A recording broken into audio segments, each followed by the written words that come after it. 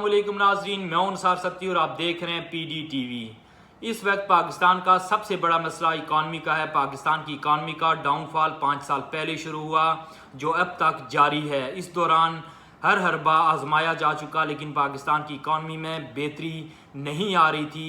तहरीक इंसाफ की हुकूमत में पाकिस्तान की इकॉनमी को नुकसान हुआ। फिर PDM की हुकूमत आई, जहाँ पे 12 जमातों ने मिलकर कोशिश की कि पाकिस्तान की इकॉनमी को संभाला जाए, बेहतरी लाई जाए, लेकिन वो भी नाकाम रही। और हद तो तब हुई कि जब निगरां हुकूमत आई और डॉलर एक एक दिन 10-10 रुपये ऊपर जा रहा था। फिर डंडा चला तो डॉलर को ब्रेक लगी। हुआ कुछ यूँ कि आर्मी चीफ सईद आसिम मुनीर साहब से कराची और लाहौर के चंद अहम ताजरों की मुलाकात हुई, जिसमें उन्होंने ये सिर्फ इशारा दिया कि जो स्मगलर्स हैं, चाहे वो डॉलर स्मगलिंग करते हों, चीनी या दूसरी अशिया, उनके खिलाफ सख्त क्रैकडाउन होगा। इस पे अभी अमल शुरू नहीं किया गया, लेकिन इसके असर से डॉलर जो डे बाई डे 10 रुपये ऊपर जा रहा था, वो सिर्फ 2 दिन में 18 रुपये नीचे आया। इसके अलावा FC ने बेहतरीन कार्रवाई करके चीनी की स्मगलिंग को रोका, जिसके बाद चीनी की कीमत जो डेली बढ़ती जा रही थी उसमें कमी वाक़ई हुई और उसको ब्रेक लगी। इसके अलावा सोने की कीमत में भी कमी वाक़ई हुई, जो कि एक पॉजिटिव साइन है। नाज़रीन, पाकिस्तान को किसी भी बाहर के दुश्मन से ख़तरा नहीं, बल्कि पाकिस्तान के अंदर मौजूद खुदगर्ज लोगों से ख़तरा है, जो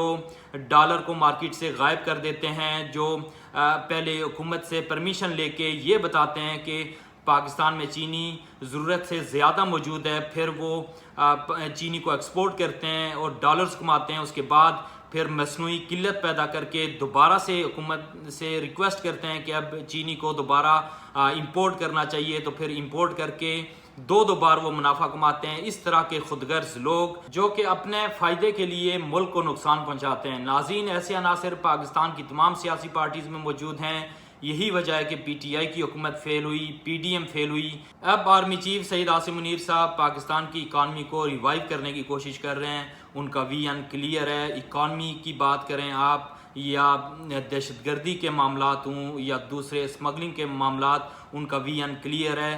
ताजुन से मुलाकात में उन्होंने इस बात का भी यादा किया था कि पाकिस्तान में मौजूद इलीगल अफ़गानियों को अफ़गानिस्तान वापस भेजा जाएगा। इसके अलावा जो स्मगलिंग की जा रही है ईरान और अफ़गानिस्तान, उसको भी रोका जाएगा और उसके लिए स्पेशल टास्क फोर्स तश्कील दे दी गई हैं। इसके अलावा आर्मी चीफ ने ताजुन से मुलाकात में बाहर से सऊदीया, UAE, चाइना से इन्वेस्टमेंट की बात भी की है कि आगे आने वाले चंद माह में एक बड़ी इन्वेस्टमेंट पाकिस्तान में आएगी, सऊदीया, UAE, चाइना, कतर और दूसरे ममालिक से। तो हम उम्मीद करते हैं कि आने वाले दिनों में अल्लाह पाक के फजल व करम से पाकिस्तान की इकॉनमी के हालात बेहतर होते नज़र आएंगे। इसके अलावा कल डिफेंस डे था, जिस पे आर्मी चीफ ने एक अहम खिताब किया और खिताब के दौरान उन्होंने कहा कि बाज़ अनासर ने पाक फ़ौज और अवाम के रिश्ते पर वार करने की कोशिश की, जिसे पाक फ़ौज ने तहम्मुल से और समझदारी से टैकल किया। यानी कि उनका इशारा 9 मई की तरफ था। 9 मई के वाक़यात में जो लोग इन्वॉल्व हैं उनकी माफ़ी नहीं होगी। इसके अलावा उन्होंने ये भी कहा कि शुहदा का तक़द्दुस और एहतराम हमारी अहम ज़िम्मेदारी है।